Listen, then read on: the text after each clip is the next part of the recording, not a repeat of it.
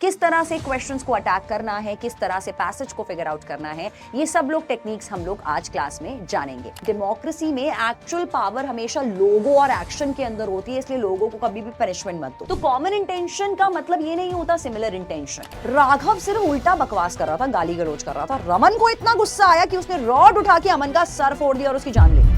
क्या राघव को इसके बारे में पता था? तो एंथ्रोपोसेंट्रिज्म कहता है कि जो नॉन ह्यूमंस है, जो नेचर है, उनका काम सिर्फ ये है, वो इसीलिए इस धरती पर हैं ताकि वो इंसानों के काम आ सके। कोई भी इंसान अगर अपने खिलाफ कन्फेशन देता है पुलिस ऑफिसर के सामने तो वो कोर्ट में एडमिसिबल नहीं होगा। जब आप इस मकसद से किसी की प्रॉपर्टी में घुस रहे हो कि या तो आपने क्राइम कमिट करना है, या इंसान को डराना है, धमकाना है, या उसकी बेइज्जती करनी है, तो ये आपका क्रिमिनल ट्रेसपास कहलाएगा। Hello everyone, welcome to an amazing platform of PW CLAT. I'm Advocate Mansi Jain. Legal reasoning के आज की क्लास में आप सभी का बहुत स्वागत है। हम लोग शुरू कर चुके हैं CLAT nexus PYQ series for all the students, जहां पर हम लोग क्लैट और एलिट में आए क्वेश्चंस को आपके साथ डिस्कस करेंगे ताकि आप प्रीवियस ईयर के क्वेश्चन पेपर्स को थॉरोली एनालाइज कर पाएं, पैटर्न समझ पाएं, किस तरह से क्वेश्चंस को अटैक करना है, किस तरह से पैसेज को फिगर आउट करना है। ये सब लोग टेक्निक्स हम लोग आज क्लास में जानेंगे। तो अभी हम लोग पढ़ने वाले हैं कुछ क्रिमिनल लॉज, एनवायरमेंटल लॉज और इंटेलेक्चुअल प्रॉपर्टी राइट्स पर जो पैसेजेस आए थे आपके क्लैट 2020 में, क्लैट 2021 में और आपके क्लैट 2022 में, including your AILET exam as well. तो यहां पर क्विकली देख लेते हैं कौन कौन से क्वेश्चंस यहां पर हमारे लिए इंपॉर्टेंट होंगे। तो यहां पर आता है सबसे पहला पैसेज जो आपको पूछा गया था क्लैट 2020 में, and this passage was about mob lynching. क्या पैसेज है ये मॉब लिंचिंग पर, एक बार इसको थॉरोली समझ लेते हैं। तो पैसेज क्या कहता है? इंफॉर्मेशन रिसीव हुई बाय अस इंडिकेट्स, ये कौन कह रहा है? ये सब कुछ कह रहा है एक superintendent of police SIP Gaurav Singh Palghar police ने कहा। क्या कहा? हमें इंफॉर्मेशन रिसीव हुई जिसने हमें बताया कि 3 ऑक्यूपेंट्स जो थे, जो SUV में थे, जो जा रहे थे कांदीवली मुंबई से, they were going to attend a funeral in Silvassa. उनके बारे में हमें इंफॉर्मेशन मिली कि एक लार्ज मॉब ऑफ विलेजर्स जो थे, जो एक ग्रुप ऑफ विलेजर्स था, उन्होंने सराउंड किया गाड़ी को और कुछ ही मिनटों के अंदर गाड़ी पर अटैक करना शुरू कर दिया स्टिक्स, आयरन्स और रॉड से और अपने बेयर हैंड से, जिस वजह से तीनों ऑक्यूपेंट्स की डेथ हो गई। One of our patrolling vehicles later spotted the severely injured trio lying on the road. लोग रोड पर मरे पड़े थे and stopped to find out the matter. However, उनकी टीम पर भी, जो पुलिस की टीम गई है, पुलिस की जो व्हीकल गया था, उस टीम पर भी अटैक किया है विलेजर्स ने और स्टोन पेल्टिंग शुरू करी है। पर्सोनल्स को वहां से भागना पड़ा और वो लोग रेस्क्यू नहीं कर पाए विक्टिम्स को, मतलब विक्टिम्स की बॉडी तक भी नहीं उठा पाए। ये सब कुछ ऑफिसर ने बताया है। वायरलेस अलर्ट सेंड किया गया लेटर ऑन, जहां पे अप्राइज किया गया, सभी पुलिस स्टेशंस को इन्फॉर्म किया गया एंड सभी यूनिट्स को इन्फॉर्म किया गया, following which the reinforcement team were sent to the village to combat the operation that was undertaken. Prima facie अगर देखा जाए, इंफॉर्मेशन ने इंडिकेट किया कि जो तीनों लोग थे उनको गांव वालों ने कंफ्यूजन में चोर और डकैत समझ लिया था और ये समझ के उन पे अटैक कर दिया था। विलेजर्स इस गुस्से में भी थे, इस खुंदस में थे, क्योंकि ऑलरेडी ऑनगोइंग लॉकडाउन चल रहा था उस टाइम पे और अनअवेलेबिलिटी थी एसेंशियल सप्लाईज की। और पास्ट कुछ दिनों से ये रूमर्स भी फैले हुए थे गांव में कि कुछ लोग यहां पर several people have been doing the rounds on social media about the thieves and dacoits targeting the villagers on the highway. तो यहां पर जो गांव वाले थे उनको ये मिसकंसेप्शन थी कि यार ऐसे कुछ थीव्स और ऐसे कुछ डेकॉइट्स हैं जो विलेज पर अटैक करने वाले हैं, विलेज में आने वाले हैं। तो उन्होंने यहां पर मिसकंसीव कर लिया, उन लोगों ने सोचा कि ये जो SUV में 3 लोग हैं शायद ये भी गुंडे हैं या ये भी शायद चोर हैं, और उन्होंने ये समझ के उन पे अटैक कर लिया, बिना सच के तह तक गए। As a result, villagers have been patrolling the highway. इसी वजह से villagers खुद पेट्रोलिंग कर रहे हैं हाईवे की और स्टॉप कर रहे हैं लेट नाइट ट्रैवलर्स को, क्योंकि उनको शक हो जाता है। ये सभी कुछ ऑफिसर ने यहां पर मेंशन कर दिया है। अब बात करते हैं क्वेश्चंस की। तो पहला क्वेश्चन है, which of the following statements given below justifies the criminalization of mob lynching? तो justify कौन सा ऑप्शन करेगा about the criminalization of mob lynching? तो पहला कहता है कि एक डेमोक्रेसी में एक्चुअल पावर हमेशा लोगों और एक्शन के अंदर होती है, इसलिए लोगों को कभी भी पनिशमेंट मत दो। ये ऑप्शन मॉब लिंचिंग को प्रमोट कर रहा है, इसलिए ये गलत आंसर में जाएगा। इंडिया में कोई लॉ ही नहीं है जो मॉब लिंचिंग को प्रोहिबिट कर पाए और देयरफॉर जस्टिफाई कर पाए। Again unrelated call. सी ने कहा ये इम्पॉसिबल है मॉब लिंचिंग के केसेस में लोगों को पनिश करना। Again an implausible answer. D ने कहा वायलेंस एक ऐसा टूल नहीं होना चाहिए जो लोगों को इंप्लीमेंट करना चाहिए अपनी मर्जी के हिसाब से, क्योंकि वो लोग मेजॉरिटी के अंदर हैं और ऐसे एक्शंस फेलियर है हमारे स्टेट के ऊपर। तो ये सबसे ज्यादा बेस्ट तरह से जस्टिफाई कर रहा है कि क्यों हमें मॉब लिंचिंग को क्रिमिनलाइज करना चाहिए, क्यों उसको पीनलाइज करना चाहिए, making D the best chosen answer. अगले क्वेश्चन पे चलते हैं। Which of the following statement justifies the criminalization of mob lynching as a distinct offense apart from murder? इसने कहा कि हम लोग criminalization mob lynching का करेंगे, लेकिन इसको डिफरेंस कैसे कर सकते हैं मर्डर के कंपैरिजन में, मर्डर से कितना डिफरेंट और कितना डिस्टिंक्ट है ये। पहला कहता है ऑफेंस ऑफ मर्डर कमिटेड होता है बाय अ सिंगल इंडिविजुअल या जनरली ग्रुप मिलके, 2 या 3 लोग या 4 लोग या 5 लोग मिलके मार देते हैं किसी को, या सिंगल इंसान जनरली भी मार देता है। लेकिन मॉब लिंचिंग में बहुत ही बड़ा ग्रुप ऑफ इंडिविजुअल होता है, बिल्कुल होता है, that's a basic difference. Violence committed होता है मॉब लिंचिंग में जो क्रिएट करता है एक दहशत का एटमॉस्फेयर। अब कोई भी वहां पर जाने से घबरा जाएगा कि यार हमें भी पीट पाट ना दे गांव वाले, तो टेरर क्रिएट कर देता है, एनार्की क्रिएट कर देता है, having a potential to disturb the public peace and for the longer period of time. बिल्कुल ठीक है। मॉब लिंचिंग एक ऑफेंस है जो सपोर्ट करता है the idea of might is right. इस बात को सपोर्ट करता है, माइट का मतलब है संगठन में शक्ति है, इस बात को प्रमोट करता है मॉब लिंचिंग कि अगर आपका ग्रुप है तो आप किसी पर भी हावी होके उसको वायलेंस उसके साथ कर सकते हो। And it can not be accepted in a democratic society. तो ये भी बिल्कुल प्लॉजिबल ऑप्शन है, making D the best supported choice. तो आइए जरा क्वेश्चन पे देखते हैं। अगला क्वेश्चन जो ये पैसेज था इसने स्टेट किया था about the existing of rumours in the area regarding the thieves and dacoits, कि यहाँ पर गांव वालों के पास जो र्यूमर्स थे उनको सुनने में आया था कि भाई थीव्स और डेकॉइट्स उनके एरिया में आने वाले हैं रॉबिंग करने, विलेजेस को लूटने या क्राइम कमिट करने या बच्चों को उठाने। In the light of the proposition which of the following statement is correct? अगर हम इस बात को ट्रू माने एज पर द पैसेज तो कौन सा ऑप्शन यहाँ पर बेस्ट सूटेबल हो सकता है? पहला कहता है विलेजर्स को इसलिए पनिश मत करो क्योंकि उन्होंने जेन्युइन मिस्टेक करी। ये जेन्युइन मिस्टेक नहीं मानी जाएगी क्योंकि बिना जाने कि वो 3 लोग क्या करने वाले हैं, उन्होंने बिना सुने बिना जाने गाड़ी पे अटैक करा और उनकी जान ले ली, तो बिल्कुल ये ओवर एक्ट करा उन्होंने। गलत आंसर। विलेजर्स को पनिश कर दो as they do not have any right to punish any person unless he is an offender. मतलब ये कह रहा है विलेजर्स को इसलिए पनिश कर दो क्योंकि उन्होंने इनोसेंट इंसान को मारा। मतलब अगर गाड़ी के अंदर सच में गुंडे या थीफ होते तो मॉब लिंचिंग वाज ओके, ये बात कह रहा है ये ऑप्शन। वो भी ओके नहीं है, कानून को विलेजर्स अपने हाथ में नहीं ले सकते। सी ने कहा विलेजर्स को पनिशमेंट मिलनी चाहिए क्योंकि किसी भी इंडिविजुअल में को इस कंट्री में एंटाइटलमेंट नहीं है कि वो कानून को अपने हाथ में ले और रॉन्ग डूअर को पनिश करे। बिल्कुल सही बात है, इसके लिए लॉ बना है ना, लॉ करेगा ना पनिश। Clear answer. डी ने कहा विलेजर्स को पनिश ही मत करो, विलेजर्स को पनिश ही मत करो। Again a faulty answer. जब आपको पहला पार्ट ही फॉल्टी दिखता है, रिमेनिंग पार्ट पढ़ने में आपने टाइम सेव करना होता है। That's how you will save the time in your main paper as well. C will be the best choice. अगले क्वेश्चन पे चलते हैं। In the light of the above passage, which of the following incidents of mob violence would be justified? तो कौन सा incident यहाँ पे mob violence के केस में बिल्कुल एग्जैक्ट फिट बैठ रहा है, एक बार वो देख लेते हैं। पहला कहता है group of people committing violence against the people who are selling meat of an animal considered to be sacred under their religious beliefs. तो इसने कहा कि ग्रुप ऑफ पीपल वायलेंस कर रहे हैं। अब मॉब लिंचिंग में वायलेंस कर रहे हैं, अब ये नहीं पता कि उसको मार दिया है या हिट कर रहे हैं। वायलेंस किस प्रकार का कर रहे हैं वो यहां पर क्लियर नहीं है, तो ये प्लॉजिबल आंसर नहीं होना चाहिए। Residence of a boys hostel caught a drug peddler, उन्होंने एक ड्रग पेडलर को पकड़ा जो ड्रग्स सेल आउट कर रहा था उनके हॉस्टल में और उसको मार मार कर killed him by the beating. ये प्लॉजिबल आंसर हो सकता है, killed him by the beating. Villagers ने इंजर करा एक वुमन को by pelting the stones on her considering her to be a witch. एक औरत को मार डाला स्टोन पेल्टिंग से, तो ये भी यहां पर करेक्ट आंसर हो सकता है। तो B and C both are correct option in this case. D is the faulty answer over here.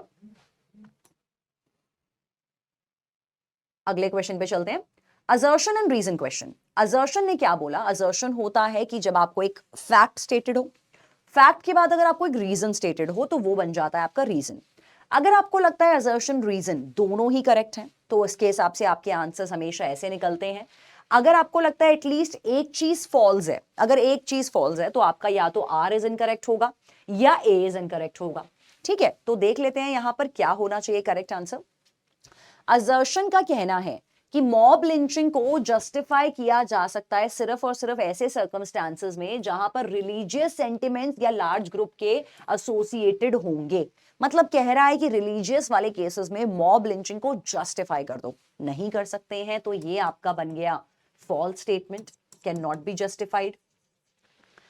Reason इसके पीछे क्या दिया गया, religious sentiments and feelings are of the paramount consideration, क्योंकि रिलीजन सबसे ऊपर आता है इंडिया के देश में, इंडिया जैसे सॉरी देश में, यहां पर रिलीजन सबसे ऊपर आता है, पैरामाउंट पोजीशन पे आता है। इसीलिए रिलीजन के नाम पर अगर कोई मॉब लिंचिंग कर रहा है तो उनको करने दो और उसके साथ इंटरफेरेंस मत करो। तो रीजन भी यहां पर गलत रीजन दिया है। तो क्योंकि दोनों ही चीजें गलत हैं, C will be the correct answer, जिसने कहा both A and are incorrect answer choices. अगले पैसेज पर चलते हैं। तो ये पैसेज 2 जो था ये आपका कॉमन इंटेंशन और सिमिलर इंटेंशन पे था। ये हम लोगों ने भी क्लास में पढ़ा था in the term of joint liability offences. Joint liability offences में हमने पढ़ा था कि सिमिलर इंटेंशन क्या होता है, कॉमन इंटेंशन क्या होता है। कॉमन इंटेंशन के तहत सबको सेम सजा मिलती है और एक आपका अनलॉफुल असेंबली होता है जो कॉमन ऑब्जेक्ट के अंदर आता है। तो पैसेज भी वही सब कुछ डिस्कस कर रहा है अबाउट कॉमन इंटेंशन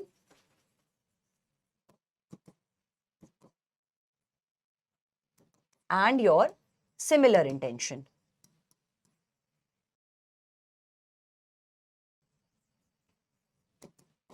तो यहां पर देख लेते हैं क्वेश्चंस को। कॉमन इंटेंशन इंप्लाई करता है एक प्री अरेंज प्लान, जो एक्ट जहां पर लोग एक्ट करते हैं in the common pursuance of the plan, जहां पे कॉमन मीटिंग ऑफ माइंड्स होता है। कॉमन इंटेंशन आता है जब being prior to the commission of the act which need to be a long gap. तो यहाँ पे प्री मेडिटेटेड प्लान होना चाहिए। कॉमन इंटेंशन को लाने के लिए इन इफेक्ट एक प्री मेडिटेटेड प्री कॉन्सर्ट कभी कभी जरूरी भी नहीं होता, be proved, and it may will develop on the spot. जरूरी नहीं होता प्री प्लान आपका 3-4 दिन पहले या 2 दिन पहले बनाओ। कभी कभी ये जो प्री प्लान होता है ये ऑन द स्पॉट भी डेवलप हो सकता है as between the number of persons and could be inferred from the facts and circumstances of each case. Example, अगर ए और बी को हमने देखा, A and B caught hold of C, उन लोगों ने सी को पकड़ लिया मिलके, ए और बी ने, जहां पर ओनली बी ने स्टैब किया सी को नाइफ से और ए जो था इस केस में उसको सिर्फ पकड़ के खड़ा था। ए और बी ने मिलके सी को पकड़ा, ए सिर्फ उसके दोनों हाथ और पैर पकड़ के खड़ा था और बी ने चाकू घोंप दिया, तो ए पर भी मर्डर का चार्ज लगेगा इवन इफ वो सिर्फ हाथ पकड़ के खड़ा था।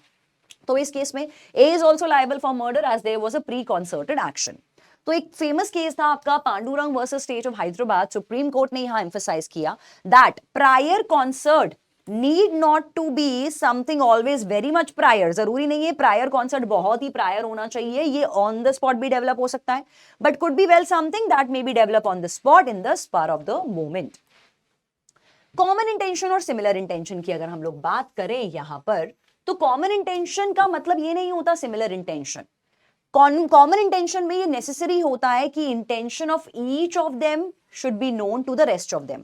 तो हर एक इंसान की इंटेंशन हर दूसरे को पता होनी चाहिए, तभी वो कॉमन इंटेंशन माना जाता है। क्योंकि मीटिंग ऑफ माइंड्स, इसमें एक चीज बोली जाती है, there has to be the meeting of minds, मतलब एक दूसरे के मन की बात आपको पता होनी चाहिए कॉमन इंटेंशन के लिए, जो आपका सेक्शन 34 आईपीसी में आता है। अब इसका सेक्शन बदल गया है बीएनएस लॉ के अंदर।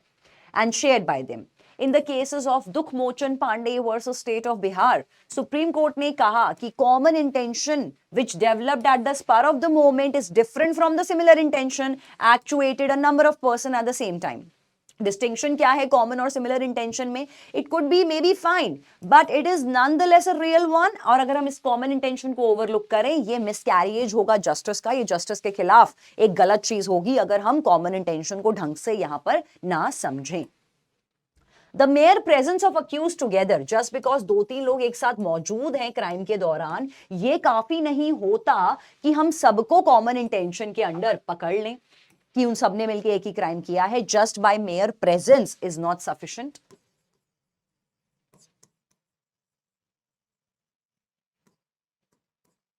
So in this case, the mere presence is not sufficient in that case. It is necessary that the intention of each one of the several persons be known to each other for constituting the common intention. Again जो passage ने कहा, multiple people अगर crime में involved हैं, उन लोगों को एक दूसरे की intention पता होनी चाहिए, और इसमें हमेशा more than one person होना चाहिए common intention के लिए. That means minimum 2 people are required.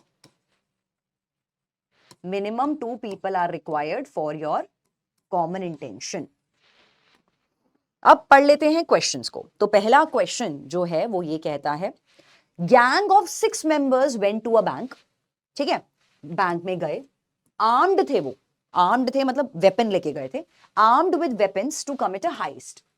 जहां पर 5 गैंग मेंबर्स जो थे वो बैंक के अंदर चले गए थे, और जो एक 6th मेंबर था वो बाहर खड़ा था, वेट कर रहा था ताकि वो अलर्ट कर दे, अगर कोई भी पुलिस आए तो उनको अलर्ट कर दे. अब क्या होता है, हाइस्ट के दौरान गैंग मेंबर्स जो होते हैं वो फायरिंग करते हैं ब्रांच मैनेजर पे, और ब्रांच मैनेजर मर जाता है. 5 एस्केप हो जाते हैं. मिस्टर ए जो बाहर खड़े थे उनको अरेस्ट कर लिया जाता है. अब मर्डर का चार्ज ए पर भी लगेगा, देख लेना ऐसा ही होगा. Choose the most appropriate option as the principle stated in above. तो क्या ए को हम मर्डर के लिए लायबल ठहरा सकते हैं? अब आप जिनको कॉमन इंटेंशन नहीं पता वो सोचेंगे कि मैम ए की गलती नहीं है क्योंकि ये तो बाहर खड़ा था. कॉमन इंटेंशन देखो, 6 लोग बैंक लूटने गए, 6 के 6 लोग साथ में वेपन लेके गए. तो वेपन लेने का मतलब क्या है, गन्स ले जाने का मतलब क्या है कि किसी को गोली लगेगी तो कोई ना कोई मरेगा. गोली लेके तुम इसलिए गए हो ना कि कोई बदतमीजी करेगा तो मार देंगे.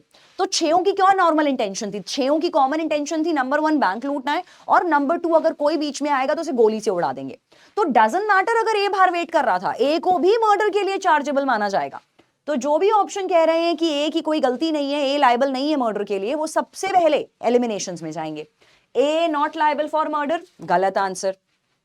Only that person is liable जिसने एक्चुअली मारा है, गलत आंसर, क्योंकि 6 को सजा मिलेगी. अब बचता है बी और डी. बी ने कहा ए को बाकी सब मेंबर्स के साथ लायबिलिटी में पकड़ा जाएगा मर्डर की, क्योंकि कॉमन इंटेंशन था. बिल्कुल सही आंसर. पर डी भी पढ़ लेते हैं. ए लायबल है सिर्फ और सिर्फ हाइस्ट के लिए, मतलब ये बाकी के 5 की गलती नहीं ठहरा रहा क्योंकि बाकी 5 गायब हो गए हैं, तो ये भी गलत आंसर में जाएगा. अगले क्वेश्चन पर चलते हैं. Raman and Raghav were riding on a motorcycle on a busy street. Suddenly, अमन एक और बाइकर था जिसने उनकी बाइक को टक्कर मारी. तो एक बाइक पर थे आपके रमन और राघव, और एक बाइक पर था आपका अमन, और दोनों की बाइक की टक्कर हो जाती है. ठीक है, अमन ने बम्प करी उनकी बाइक को. एक हीटेड आर्ग्यूमेंट हो गया, कहा सुनी हो गई, गाली गलौज हो गई. Heated argument started between 3 of them. Raghav started abusing Aman. Raghav को गुस्सा आया, राघव ने गालियां देनी शुरू करी, और एकदम से रमन ने अमन को हिट कर दिया आयरन रॉड के साथ, जिस वजह से अमन की डेथ हो गई. राघव सिर्फ उल्टा बकवास कर रहा था, गाली गलौज कर रहा था. रमन को इतना गुस्सा आया कि उसने रॉड उठा के अमन का सर फोड़ दिया और उसकी जान ले ली. क्या राघव को इसके बारे में पता था? कोई दोनों का ऐसा प्लान था कि यार घर से निकलते हैं, जिसके साथ आर्ग्यूमेंट होगा उसको आज मार देंगे? राघव को इसके बारे में कोई नॉलेज नहीं थी कि इतना ज्यादा गुस्सा रमन को आ जाएगा कि वो सामने वाले का सर फाड़ के उसकी जान ले लेगा. तो राघव को इसकी कोई नहीं आइडिया था. तो इस केस में राघव पे कोई भी लायबिलिटी नहीं बनेगी. दोनों लायबल हैं, both Raghav and Raman. Incorrect answer. Remaining part पढ़ने की जरूरत नहीं है when you are so sure. No one is liable. इसने तो कह दिया भाई जिसने जान भी ले ली तो कोई बात नहीं, किसी की लायबिलिटी नहीं है. सिर्फ राघव लायबल है मर्डर के लिए. भाई राघव ने तो मारा भी नहीं है, रमन ने मारा है, और राघव को मर्डर के लिए लायबल ठहरा रहा है. बड़ा ही फनी ऑप्शन है. बचता क्या है एलिमिनेशन के साथ अपने पास? बी, कि राघव मर्डर के लिए लायबल नहीं है क्योंकि राघव और अमन के बीच में कोई कॉमन इंटेंशन नहीं थी अमन को मारने की. राघव और रमन में ऐसी कोई इंटेंशन नहीं थी कि अमन को मार देंगे. अगले क्वेश्चन पे चलते हैं. आफ्टर रीडिंग द पैसेज, आपको क्या लगा? Which of the following is not correct in relation to the difference between common and similar intention के हिसाब से फॉल्स स्टेटमेंट कौन सी है? फॉल्स स्टेटमेंट कौन सी है? अगर हम कॉमन और सिमिलर इंटेंशन के बीच में डिफरेंसेस निकालने पे आए तो कौन सी स्टेटमेंट यहां पर आपकी फॉल्स के कैटेगरी में जाएगी? तो पहला क्या कहता है? सिमिलर इंटेंशन जो है वो डेवलप्ड होती है prior to the commission of offence. Prior, similar नहीं होती है, वो कॉमन होती है। बट कॉमन इंटेंशन जो होती है वो हमेशा सिर्फ उसी टाइम पर डेवलप होती है, उसी टाइम पे। पैसेज में कहा था कि स्पर ऑफ द मोमेंट में भी हो सकती है, पहले भी हो सकती है। तो ये फॉल्स स्टेटमेंट है और इसीलिए करेक्ट आंसर बन जाएगा। लेकिन फिर भी BCD को तो पढ़ना है। कॉमन इंटेंशन में हर एक ऑफेंडर को इक्वल पनिशमेंट मिलती है, बिल्कुल मिलती है। सिमिलर इंटेंशन में अलग अलग हिसाब से लायबल होते हैं, जो आपका कॉमन ऑब्जेक्ट होता है। ये बिल्कुल सही ऑप्शन है, ट्रू स्टेटमेंट है, इसलिए गलत आंसर में चला जाएगा। अगर हमें डिटरमिन करना है कि सिमिलर इंटेंशन है या कॉमन इंटेंशन है, तो हमें एनालाइज करना पड़ेगा फैक्ट को और सर्कमस्टांसेस को, बिल्कुल करना पड़ेगा। ट्रू स्टेटमेंट है। Boundary between similar and common intention और बहुत ही थिन बाउंड्री होती है और ये समटाइम ओवरलैप भी कर जाती है। ये हमने क्लास में जॉइंट लाइबिलिटी में भी पढ़ा है। ये भी ट्रू स्टेटमेंट है, therefore A will be the false and correct answer. अगले पर चलते हैं। Mister X and Mister Y entered into a house at night to commit theft. तो एक्स और वाई ने मिलकर सोचा कि चलो एक घर में रात को जाकर चोरी करते हैं। While committing the theft, Mr. Y committed sexual assault on a minor girl aged 11 year. तो इसमें से एक बंदे ने सेक्सुअल असॉल्ट भी कर डाला एक माइनर गर्ल का, जो उस होम ओनर की बेटी हो सकती है, जिसके बारे में कोई प्री मेडिटेटेड प्लान नहीं था, कोई डिस्कशन नहीं था, सिर्फ चोरी का डिस्कशन हुआ था, सेक्सुअल असॉल्ट का डिस्कशन हुआ भी नहीं था। इस केस में यहां पर mister identify which of the following offences mister x is liable for. अच्छा, वाई ने किया है सेक्सुअल असॉल्ट, तो आपसे पूछा है क्वेश्चन में कि एक्स की क्या लायबिलिटी है। एक्स की लायबिलिटी क्या होगी? एक्स की लायबिलिटी तो सिर्फ थेफ्ट की होगी ना। थेफ्ट की तो चलो दोनों की लायबिलिटी है, लेकिन सेक्सुअल असॉल्ट की लायबिलिटी सिर्फ और सिर्फ वाई की होगी, एक्स की नहीं होगी। तो यहां पर इसने कहा दोनों थेफ्ट और सेक्सुअल असॉल्ट होने चाहिए एक्स पर। सेक्सुअल असॉल्ट तो नहीं हो सकता, सिर्फ थेफ्ट होगा एक्स के ऊपर, बिल्कुल सही आंसर है। सी ने कहा सिर्फ थेफ्ट होगा एक्स पर, as he had a different intention from Y. Similar intention is not the correct answer, क्योंकि कॉमन इंटेंशन होना चाहिए था लिखा हुआ यहां पर, तो इसीलिए ये गलत आंसर होगा, ये आपका सही बन जाएगा।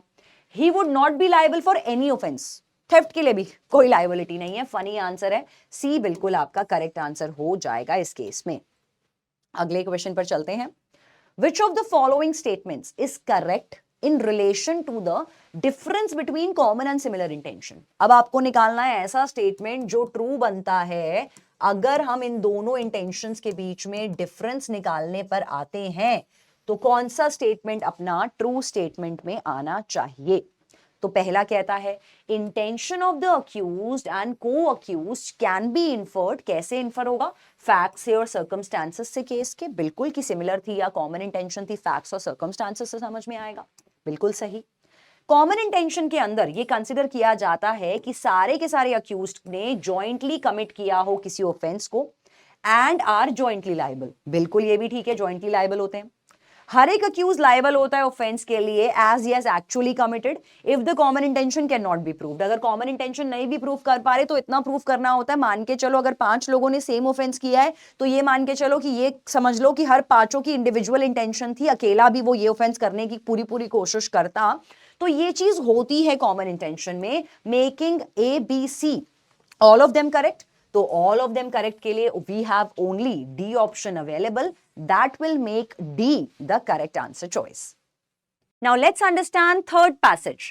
Third passage is about consent, जो consent की definition given है section 90 of IPC, जो बताता है कि किस केसेस में कंसेंट को वैलिड कंसेंट माना जाएगा। क्योंकि जनरल एक्सेप्शंस के पॉइंट्स कहते हैं कि अगर आपका जो कंसेंट था वो आपने एक वैलिड कंसेंट दिया था, तो उस केस में अगर आपके साथ ऑफेंडर कोई भी ऑफेंस करता है तो ऑफेंस यहां पर ऑफेंडर को लाइबिलिटी के लिए नहीं माना जाएगा, उसको लाइबल नहीं ठहराया जाएगा उस पर्टिकुलर ऑफेंस के, क्योंकि आपका कंसेंट यहां पर अवेलेबल था, जो कि हमने बहुत सारे सेक्शंस में पढ़ा है in the general exceptions.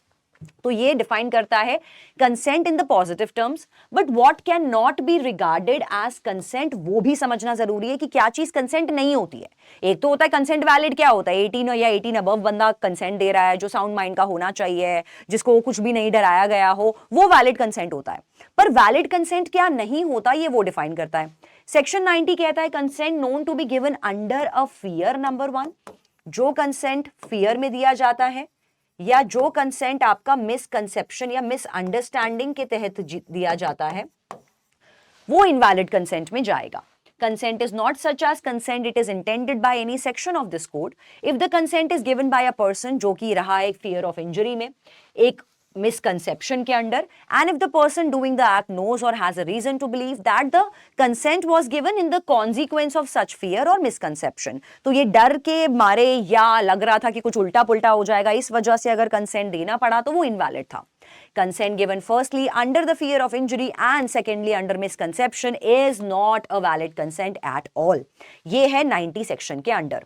There are two grounds जो इस सेक्शन के अंदर स्पेसिफाई किए गए हैं, that are analogous to number 1 coercion जो fear of injury है, and number 2 mistake of fact जो misconception में आ रहा है, familiar grounds. They can vitiate a transaction under the jurisprudence of our country as well as our other countries. Factors set out in the first part of 90 are from the point of view of the victim, and second part of 90 enacts the corresponding provision from the point of view of the accused. ये envisage करता है कि accused को भी ये knowledge थी या ये reason to believe था कि consent जो दिया है victim ने वो इसलिए दिया है क्योंकि accused person ने या तो उसको fear of injury दिया था या उसको मिसरिप्रेजेंट किया था, तभी विक्टिम ने उसको कंसेंट दिया था। Thus, the second part lays emphasis on the knowledge or reasonable belief of the person who obtains the tainted consent, and the requirement of both parts should be cumulatively satisfied. तो ये passage जो था ये आपको CLAT 2021 के paper में आया था। इसका समझ लेते हैं आगे का। In other words, the court has to see whether the person giving the consent had given it under the fear. Court कहता है ये हमें समझना जरूरी है कि सामने वाले ने जो कंसेंट दिया है वो फियर ऑफ इंजरी में दिया है या मिसअंडरस्टैंडिंग में दिया है, किस वजह से उसने ये कंसेंट दिया है, and the consent would not have been given. This is the scheme of section 90 जो ये काउच करता है नेगेटिव टर्मिनोलॉजी को। Section 90 can not however be construed as an exhaustive definition of consent for the purposes of IPC. Normal connotation and concept of consent is not intended to be excluded. Various decisions रहे हैं high court के और supreme court के that have not merely gone by the language of 90 but they have traveled wider field guided by the etymology of this word. तो आइए देखते हैं questions क्या क्या हैं यहाँ पर। फर्स्ट क्वेश्चन ये कहता है a man promised B a woman that he will marry her if she has a sexual intercourse with the man. B agree कर जाती है और उसके साथ सेक्सुअल इंटरकोर्स में इंडल्ज हो जाती है। उसके बाद ए जो है उसको धोखा देके भाग जाता है। तो इस केस में क्या होना चाहिए? तो यहाँ पे समझ में आ रहा है कि सबसे पहले तो yes there was a consensual intercourse, but यहाँ पर जो कंसेंट लिया गया था लड़की का वो मिसकंसेप्शन में लिया गया था, झूठ बोल के कि मैं तुझसे शादी कर लूंगा। तो इस केस में consent was given under misconception of fact. ठीक है यार, बिल्कुल सही है। Consent was given under fear of injury, मारने की धमकी तो नहीं दी थी उसने। Consent was given under undue influence, undue influence भी नहीं दिख रहा है यहां पर। Consent was given without any fear of misconception और इंजरी, बिल्कुल गलत आंसर है। क्लियरली दिख रहा है मिसकंसेप्शन दिया गया है, यहां पर झूठ भगाया गया है, मिसरिप्रेजेंट किया गया है, तो A would be the correct answer. अगले पर चलते हैं। According to the given passage एक पर्सन अगर कंसेंट देगा तो वो वैलिड कंसेंट कब माना जाएगा? Consent to the doing act if the consent is, तो कंसेंट को वैलिडिटी के सेंस में पूछा गया है इस क्वेश्चन में। पहला कहता है एक पर्सन अग्री कर रहा हो एक एक्ट को विदाउट मिसकंसेप्शन ऑफ फैक्ट और फियर ऑफ इंजरी, कि जहां पर एक पर्सन अग्री करे कि वो कोई एक्ट कर रहा है, करने कोई बात नहीं हो रही है, कंसेंट देने की बात हो रही है, करने की बात नहीं हो रही है। अ पर्सन जिसका अग्रीमेंट सिग्निफाई करता है कि ये कोई भी ना बिलीव करे कि agreement is being given under misconception और fear of injury. A person agrees to do an act जहां पर एक इंसान अग्री करता है कुछ करने के लिए without any misconception, without any fear of injury, और पर्सन जिसको हम ये अग्रीमेंट देते हैं वो उसके पास भी कोई रीजन ना हो बिलीव करने का कि agreement is being given under the misconception और the fear of injury, that is actually the correct answer, जो दोनों अक्यूज्ड और विक्टिम के पॉइंट ऑफ व्यू से बात कर रहा है कि विक्टिम ने क्या सोचा होगा जिस तरीके से उसने कंसेंट दिया, और अक्यूज ने कंसेंट लेते हुए ना ही फियर ऑफ इंजरी किया हो ना ही मिसकंसेप्शन किया हो, दोनों तरफा से ये क्लियर टर्म्स हो, तभी कंसेंट की क्लैरिटी आती है जो सी ऑप्शन में गिवन है। तो इस तरह से बाकी के आंसर्स यहां पर गलत थे। अगले क्वेश्चन पर चलते हैं। एक्स एक मैन था जिसने प्रॉमिस किया था वाई वुमेन को कि वो उससे शादी करेगा और उसके बाद they had a sexual intercourse. Y ने अग्री भी किया, लड़की ने अग्री भी कर दिया, देयरफॉर उसके बाद एक्स ने, उसके बाद बॉय ने उसके बाद भी अश्योर किया कि वो हाँ अभी भी उससे शादी करेगा, वो भागा नहीं, गायब नहीं हो गया, उसको अबैंडन नहीं कर गया। X's family is oppose to the marriage even after X's attempts to convince them. तो एक्स ने अपने माँ बाबूजी को शादी करने के लिए बहुत ज्यादा कन्विंस किया था, इसके बावजूद भी माँ बाबूजी नहीं माने। तो एक्स ने कम से कम धोखा तो नहीं दिया, एक्स ने एफर्ट तो पूरे पूरे मारे हैं अपने मम्मी पापा को कन्विंस करने में कि भाई मैं इस लड़की से शादी करना चाहता हूं। तो मिसकंसेप्शन कुछ नहीं है, ना ही फियर ऑफ इंजरी है, तो ये वैलिड कंसेंट माना जाएगा। तो इस केस में कंसेंट जो लिया गया था वो रिसीव था, knowing that consent is given under misconception, misconception नहीं था। कंसेंट जो था वो विदाउट एनी मिसकंसेप्शन और without any fear of injury था। बिल्कुल ठीक है, कर सकते हैं। Consent of sexual intercourse was received knowing there was fear of injury. गलत answer. Consent of intercourse was given under misconception. इसने कह दिया कि यार वो misconception में दिया गया था। Incorrect answer. Making A the correct answer choice. जिसने कहा कि consent दिया गया था without was received knowing the consent is given. Oh my God. A हाँ A नहीं है, B is the correct answer. I'm sorry. कि consent जो दिया गया था वो without any misconception और without any fear of injury था। Therefore, B would be the correct choice. According to the given passage, which of the following statement is not true? तो आपको निकालना है ऐसा statement जो कि यहाँ false होना चाहिए। मिसकंसेप्शन जो होता है वो कंसेंट को विशिएट कर देता है, विशिएट का मतलब है कैंसिल कर देता है, बिल्कुल कर देता है यार, तो ये तो सही आंसर नहीं हो सकता। फियर ऑफ इंजरी भी विशिएट कर देता है कंसेंट को, बिल्कुल कर देता है, तो ये भी ट्रू है, ये भी ट्रू है। मिसकंसेप्शन ऑफ फैक्ट ऑब्विएट कर देता है नेसेसिटी ऑफ कंसेंट को, कि मिसकंसेप्शन ऑब्वियस कर देता है कि भाई अब तो कंसेंट देना ही पड़ेगा, ये फॉल्स स्टेटमेंट है, मिसकंसेप्शन से कंसेंट नहीं आते। Therefore this will be the correct answer. Fear of injury जो है वो एनालोगस है कोअर्जन के, ये भी ट्रू स्टेटमेंट है ना, हमें तो फॉल्स निकालनी है। फियर ऑफ इंजरी और कोअर्जन एक जैसी ही बात है, तो ये भी इनकरेक्ट आंसर में जाएगा। Now let's understand another passage. United Nations Commission on Environment and Development defines sustainable development. तो ये जो पैसेज है ये आपका environmental law से पिक किया गया था in your CLAT exam, CLAT 2022। तो यहां पर ये पैसेज क्या कहता है एक बार समझ लेते हैं। United nation commission on environment and development define sustainable development, जिसको ऑलरेडी हम जानते हैं कि ऐसा होता है सस्टेनेबल डेवलपमेंट जो करंट नीड्स के साथ साथ फ्यूचर की नीड्स और फ्यूचर की डिमांड्स को भी साथ में कंसर्न लेके चले। एज फॉलो, सस्टेनेबल डेवलपमेंट एक ऐसा डेवलपमेंट होता है जो मीट करता है आज की नीड्स को भी without compromising on the ability of the future generation to meet their own needs. Sustainable development clearly बताता है कि एंथ्रोपोसेंट्रिक बायस क्या होता है, एक बार ये समझ लेते हैं। Anthropocentric bias lies concern with the rights of other species which live on the earth.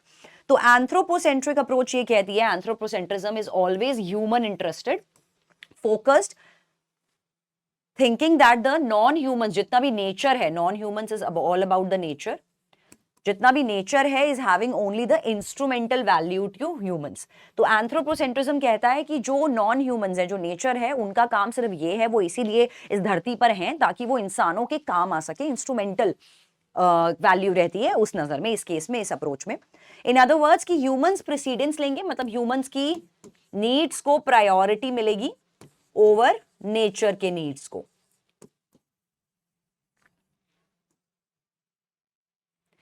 And human responsibilities towards the non-human are based on the benefits to humans only. सिर्फ और सिर्फ humans को benefits होने चाहिए। On the other hand एक दूसरी approach होती है जिसको कहते हैं इकोसेंट्रिज्म। ये नेचर सेंटर्ड अप्रोच है। ये क्या कहती है? ये कहती है कि वहां ह्यूमंस भी पार्ट है नेचर का, और नॉन ह्यूमंस जो आपका नेचर है, air, water, sunlight and everything, have intrinsic value too. तो ये वाली अप्रोच कहती है, ईगोसेंट्रिज्म अप्रोच, कि it's all about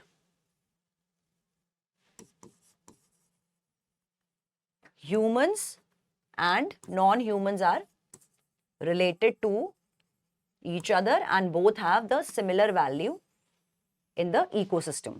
In other words, human interest precedence नहीं लेंगे automatically, ऐसा नहीं माना जाएगा कि human interest ऊपर जाएगा, and humans have the obligation also, conservation वाली obligations होनी चाहिए towards non-humans independently of human interest. ठीक है?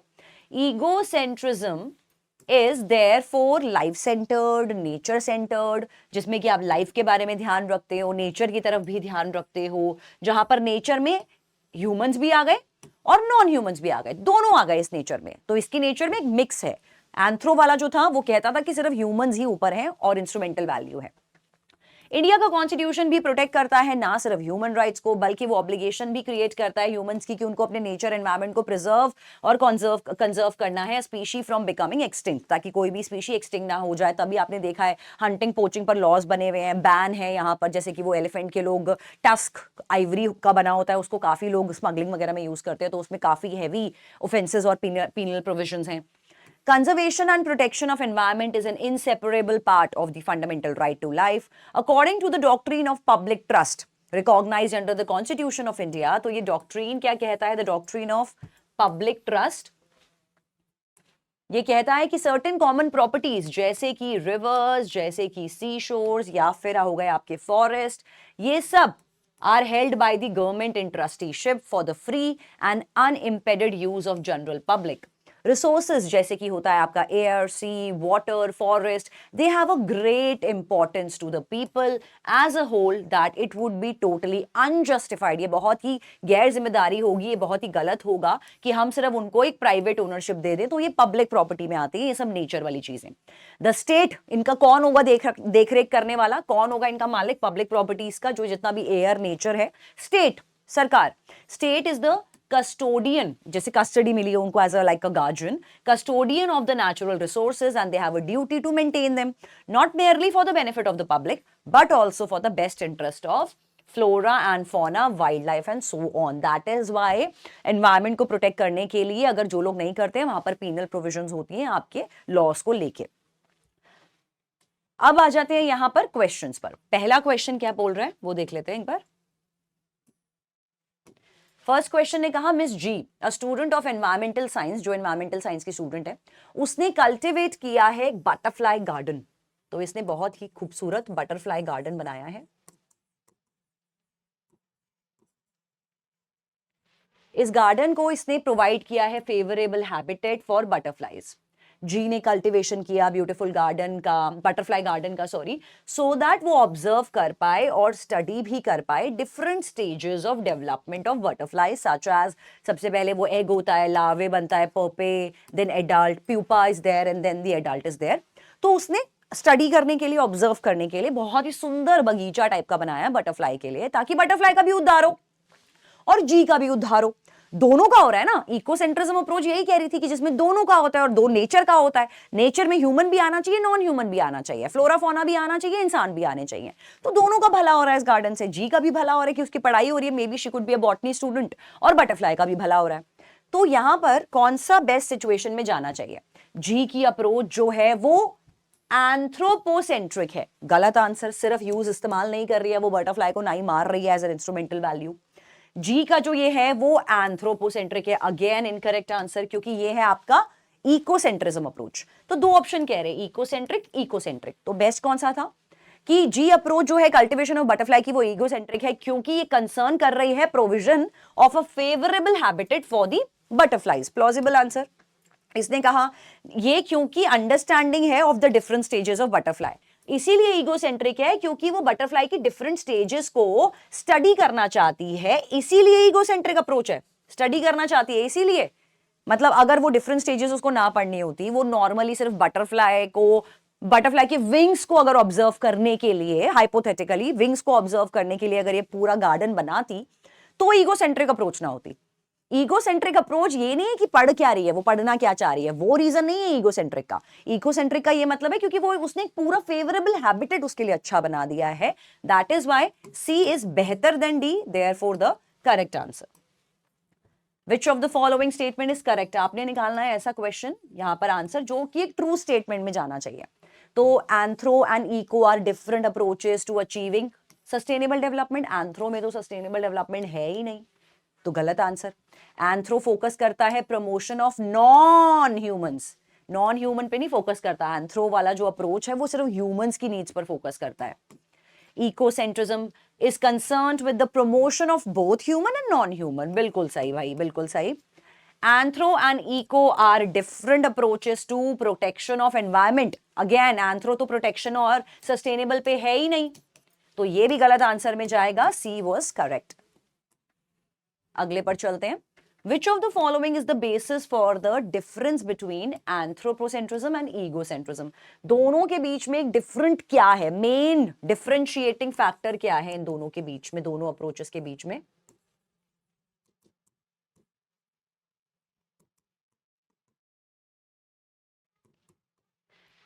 Inherent value placed on humans and non humans. बिल्कुल कि एग्जैक्टली दोनों अप्रोचेस में डिफरेंस ही है कि हमने कौन सी अप्रोच में किसको इनहेरेंट वैल्यू दी है।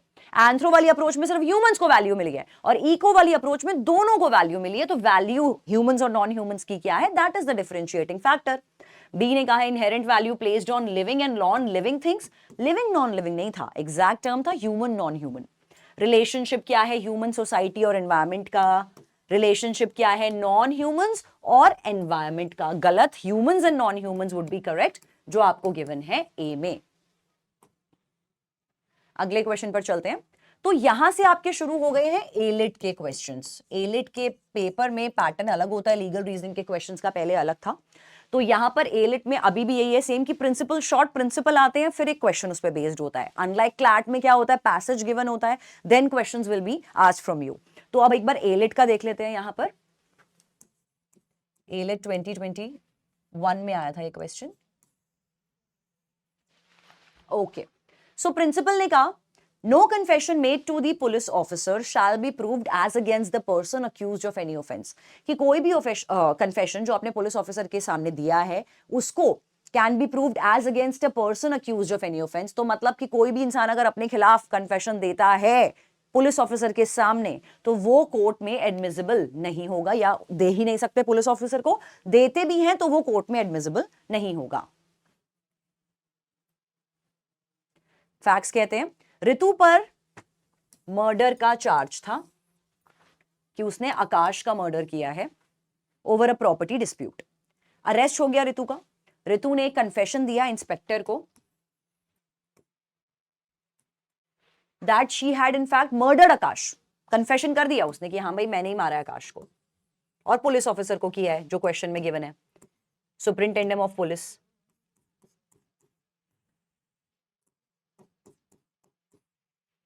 that she had in fact murdered. Confessional statement of Ritu was written on a paper और रितु ने उसको साइन कर दिया सेम टाइम। पुलिस ने आगे इन्वेस्टिगेशन शुरू करी but were not able to find any other evidence. उनको कोई एविडेंस मिला ही नहीं पुलिस वालों को। तो अंत में जबकि कहते हैं ना कि प्रूविंग बियॉन्ड रीजनेबल डाउट, तो यहां पर उनको कोई मिला ही नहीं एविडेंस प्रूव करने के लिए, रितु की बात को सच साबित करने के लिए। तो क्या ये जो कन्फेशन लिखा था रितु ने, जिसमें रितु ने खुद साइन किया था, क्या हम इसको कोर्ट में लगा सकते हैं?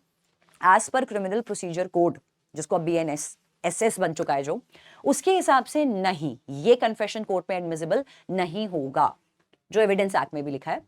तो पहला कहता है नहीं, such confessional statement can not be proved क्योंकि because confession was made to the police officer. बिल्कुल प्रिंसिपल से अलाइ कर रहा है ये ऑप्शन, बिल्कुल सही हो सकता है। हाँ, क्योंकि कन्फेशनल स्टेटमेंट को हम प्रूव कर सकते हैं क्योंकि ये ओरल नहीं है, it has been duly signed by Ritu, therefore ये कोई डाउट ही नहीं है कि उसने कन्फेशन किया है, एडमिसिबल ही नहीं है, रिटन हो या ओरल हो। तो येसेस वाले दोनों ही आंसर गलत है, और ये भी बिल्कुल गलत है क्योंकि कह रहे हैं बोथ बी एंड सी। तो ऑलरेडी अगर एलिमिनेशन से भी चलोगे तो बिल्कुल ए इज द करेक्ट आंसर। अगले पर चलते हैं। प्रिंसिपल ने कहा कि कोई भी इंसान जो किसी की मूवेबल प्रॉपर्टी ले ले उसके पोजेशन से, उस पर्सन के कंसेंट के बिना, और मूव करे आउट ऑफ द पोजेशन ले लेना in order to of such taking is said to have commit theft. जो थेफ्ट के हमने 4 एसेंशियल क्लास में भी पढ़े थे, dishonest intention is also there. Facts क्या कहते हैं? डब्ल्यू ने विजिट करा अपनी दोस्त बी के घर में फॉर अ पार्टी। ठीक है, डब्ल्यू गया बी के घर पर या गई। She noticed that B possessed a rare gold ornament. ओहो, हार देख के खुश हो गई। Fearing search and detection if she could took the ornament, उसने क्या किया, उसको एयर डक्ट में छुपा दिया, सीलिंग के अंदर जाके। ऊपर एक एयर डक्ट होता है जहां से आपका हवा आती है ऊपर से, सेंट्रलाइज एसी टाइप में, वहां जाके छुपा दिया जहां पर वो किसी को भी ना मिले।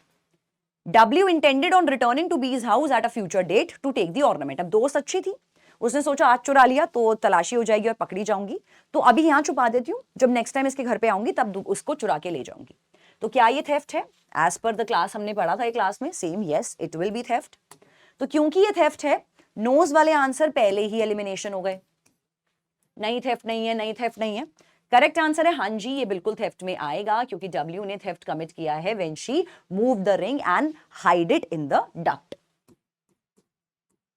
Now let's focus on another question. This question was given to you in ALET exam 2022.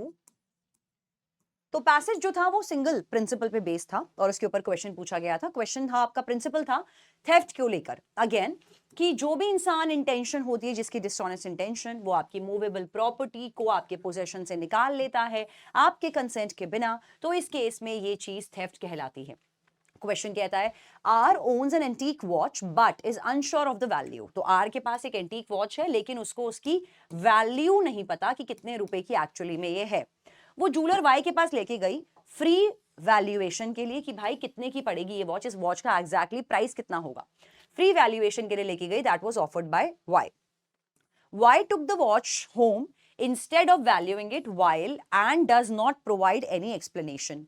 तो वाई ने वो वॉच अपने घर ले गया एक्सप्लेनेशन दिए बिना और वैल्यूएशन किए बिना। वो वॉच वो अपने घर पर ले गया जो यहां पर आर उसके पास लेके गई थी। R enters Y's home, R अपने घर पर अभी के लिए वैल्यूएशन के लिए छोड़ के गई थी। आर ने, और अभी तक कोई एक्सप्लेनेशन नहीं दी थी, आर ने वाई के घर पर घुसी, वाई को पुश किया एक तरफ और अपनी वॉच को रिट्रीव करा बाय फोर्स, जबरदस्ती अपनी वॉच को फोर्सली ले लिया। क्या इस केस में आर पर थेफ्ट लगना चाहिए? तो इस केसेस में यहां पर जो इंटेंशन था वो डिसऑनेस्ट नहीं था। माना कि यहां पर फोर्सफुली उसने लिया, सब चीजें करी हैं, लेकिन जो डिसऑनेस्ट इंटेंशन वाला इंग्रेडिएंट था वो मिसिंग था क्योंकि उसकी खुद की वॉच यहां पर ये थी। तो इस केस में एक आंसर कहता है हाँ, because R took the watch out of Y's possession, R unlawfully entered Y's home and R assaulted Y. None of the above would be the correct answer क्योंकि correct answer होगा no, she cannot be liable for theft because again यहां पर dishonest intention का जो mens rea था वो यहां पर missing था, making D the correct answer choice. Principle कहता है कि जब कोई किसी के एंटर करे या upon the property in the possession of another with an intent to commit an offence in relation to that property और इवन टू इंटिमिडेट समवन, जब आप किसी की प्रॉपर्टी में घुसना चाहो ये हैसियत से कि जाके आपने उसकी प्रॉपर्टी पर कुछ क्राइम कमिट करना है या उस इंसान को डराना धमकाना है या उसको गुस्सा दिलाना है, and any person in possession of such property is said to have committed the criminal trespass.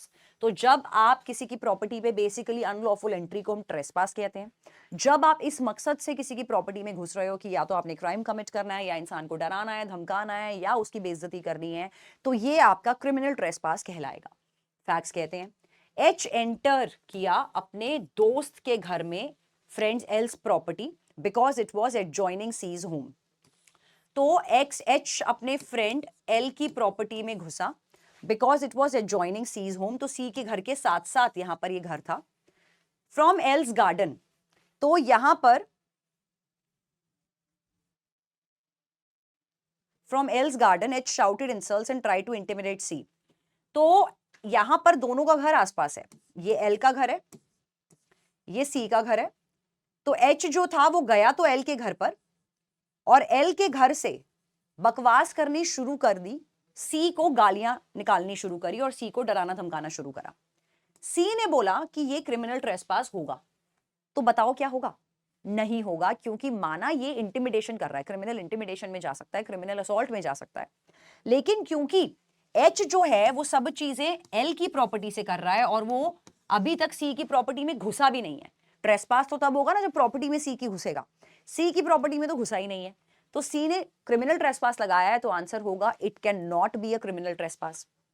ये कह रहा है एच ने कमिट करा ट्रेसपास, इसने कहा एल ने कमिट करा ट्रेसपास, सी सही आंसर है जो कह रहा है एच ने क्रिमिनल ट्रेसपास को कमिट नहीं किया है, therefore C is the correct answer, क्योंकि एच जो था वो सी के घर में नहीं घुसा है, वो अपने दोस्त के घर से उसको गालियां दे रहा है, therefore C would be the correct choice.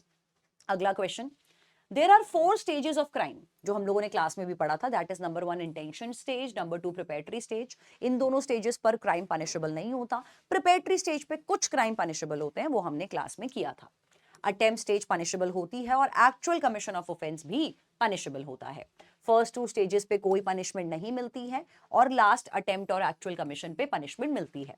Attempt to commit an offence is an offence itself, जैसे ही आप किसी भी ऑफेंस का अटेम्प्ट ले लेते हैं तो आपको सजा मिलती है उसकी।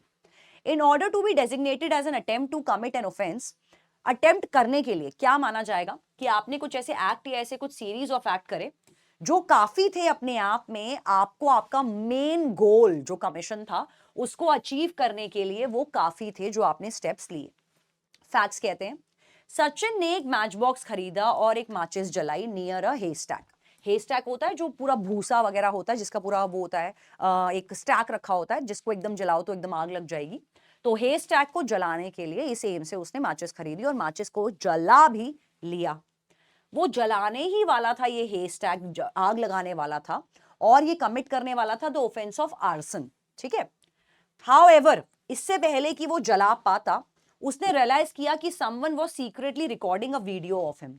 उसने देखा एकदम से कि जैसे उसने माचिस जलाई और वो फेंकने वाला था बस माचिस, तो इस केस में यहां पर उसने देखा कि कोई उसकी वीडियो रिकॉर्ड कर रहा है और उस केस में उसको लगा कि वो इमीडिएटली पकड़ा जाएगा। वो चुपचाप वहां से भाग गया, उसने मैच स्टिक को बुझा दिया। सचिन पे प्रोसिक्यूशन हुआ अटेम्प्ट टू कमिट आर्सनरी। अब अटेम्प्ट लगा, अटेम्प्ट होगा। प्रिपेटरी स्टेज तब तक थी जब तक वो माचिस खरीद के लाया था और उस जगह तक पहुंचा था। उसने अटेम्प्ट ले लिया था, ऐसे करके माचिस जलाई, अटेम्प्ट हो गया, बस छोड़ देता माचिस तो जल जाता, एक्चुअल कमीशन भी हो जाता। तो क्योंकि ये क्लियरली दिख रहा है कि उसने अटेम्प्ट ले लिया था, वो तो बाद में वो पीछे हट गया, तो अटेम्प्ट तो वो ले चुका था। इस केस में not guilty of committed attempt, guilty of हो सकता है, not guilty incorrect, guilty of committed attempt हो सकता है। तो बी और डी को पकड़ना है अब कि किसका बिकॉज ज्यादा बेटर है। ये अटेम्प्ट है क्योंकि जैसे उसने माचिस जलाई वो एक पेन अल्टीमेट एक्ट था जो उसको कमीशन की तरफ लेके जा रहा था। बिल्कुल सही है, यही लीगल लैंग्वेज के हिसाब से भी सही है। डी ने कहा इसीलिए अटेम्प्ट है क्योंकि सफिशिएंट प्रॉक्सिमिटी थी between the act of lighting of the match and the intended offence of arson. D भी बिल्कुल सही है। अब डी और बी को अगर मैं एक्स्ट्रा ग्रिल करूं तो यहां पर बोल रहा है कि ये पेन अल्टीमेट स्टेप था कमीशन के लिए, ये भी बिल्कुल है। इसने कहा ये सफिशिएंट प्रॉक्सिमिटी समझा रहा है कि जैसे उसने माचिस जला ली तो वो जो चाहता था एक्चुअल कमीशन करना वो कर लेगा, ये सफिशिएंट प्रॉक्सिमिटी है। तो सफिशिएंट प्रॉक्सिमिटी ज्यादा बेहतर है। अगर हम लोग बी और डी को कंपेयर करें तो डी यहां पर बेहतर है, that is why D was बढ़िया आंसर दैन बी, क्योंकि बी ने बोला पेन अल्टीमेट स्टेप था। पेन अल्टीमेट स्टेप नहीं था क्योंकि वो बुझा के माचिस वापस रख चुका है। प्रॉक्सिमिटी थी कि माचिस जला दिए तो अब जलने का पूरा पूरा चांसेस है, making D the correct answer. Basmati rice example है what type of intellectual property का। बासमती राइस किस में आएगा? बासमती राइस आपका इंटेलेक्चुअल प्रॉपर्टी में जीआई टैग्स में आता है, ज्योग्राफिकल इंडिकेशन टैग्स होते हैं। Therefore A is the correct answer in this case.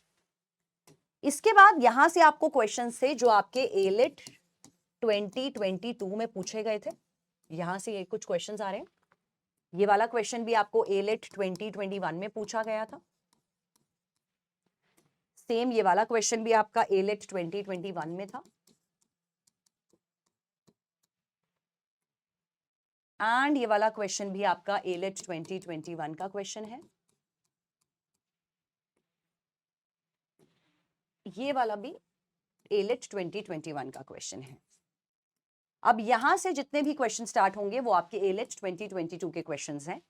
तो पहला क्वेश्चन, सिर्फ रजिस्टर्ड ट्रेडमार्क्स ही इंफ्रिंज हो सकते हैं? बिल्कुल, अगर ट्रेडमार्क रजिस्टर्ड है तो हम उसका इंफ्रिंजमेंट कर सकते हैं, इंफ्रिंजमेंट होगा तो कॉम्पेंसेशन मिलेगा।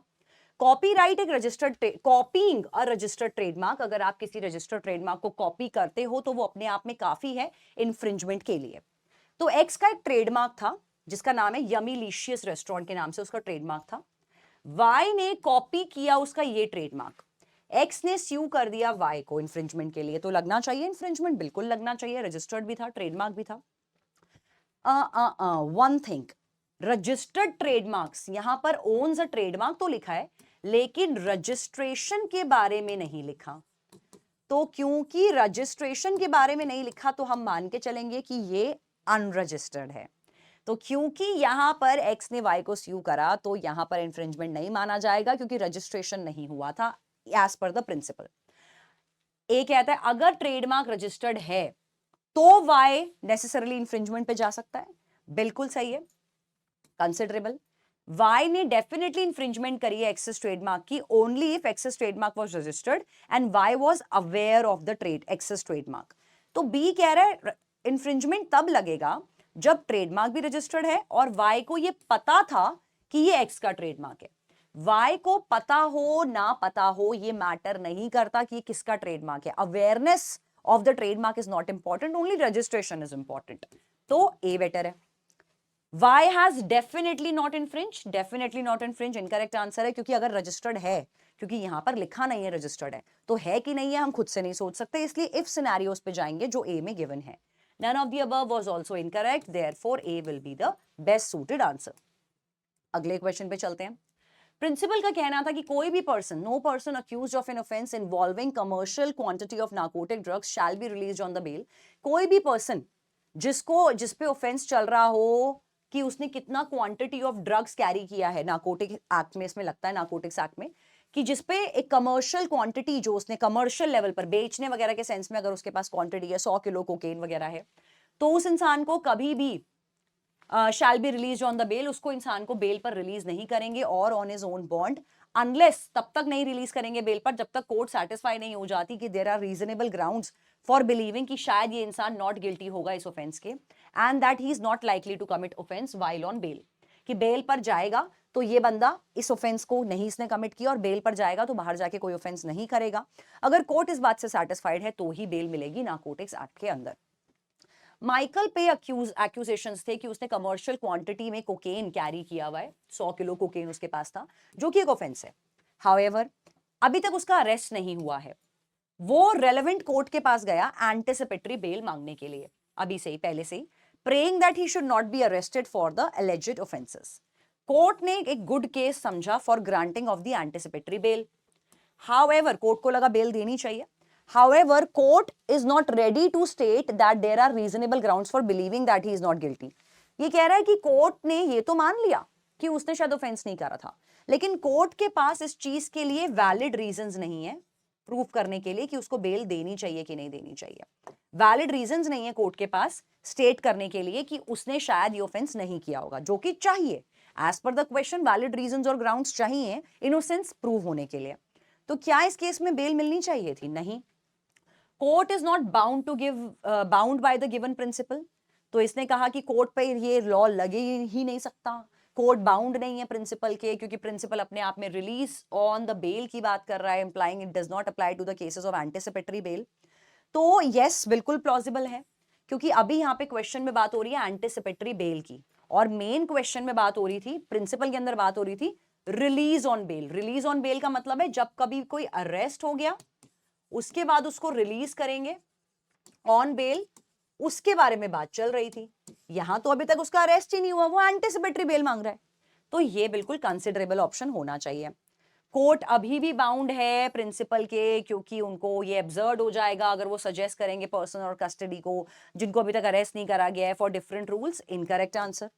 कोर्ट बाउंड नहीं है इस गिवन प्रिंसिपल से because it's language is in the only form of recommendation, कि ये रेकमेंडेशन जैसा है, रेकमेंडेशन जैसा नहीं है, प्रॉपर रूल है जो पैसेज में बताया है। कोर्ट फ्री है ग्रांट करने के लिए बेल को, वो भी नहीं है। And none of the above is also incorrect, therefore A is the best suited answer. So इसी तरह से आपको PYQs को थॉरोली एक्सेस करना है, चाहे PYQs आपके एलिट के हों, चाहे PYQs आपके क्लैट के हों। तो इसी तरह से आपने थॉरोली इनको एनालाइज करना है, क्योंकि थॉरो एनालाइजेशन से आपको ये समझ में आता है कि किस पैटर्न पे क्वेश्चंस आ रहे हैं, किस लैंग्वेज पर क्वेश्चंस आ रहे हैं, क्वेश्चंस का डिफिकल्टी लेवल कितना हो रहा है। तो इन सब चीजों का आपको ध्यान रखना है हमारी PYQ सीरीज में, जहां पर हम लोग मिलेंगे आपके साथ, जुड़ेंगे बहुत जल्दी एक और लीगल रीजनिंग की क्लास में, जहां पर क्लैट एंड इलिट में 23 और 24 में कौन कौन से क्वेश्चंस आए हैं उनको हम लोग डिस्कस करेंगे। On that note, winding up today's session, मिलेंगे आप लोगों से बहुत जल्द। Take care everyone, bye bye all.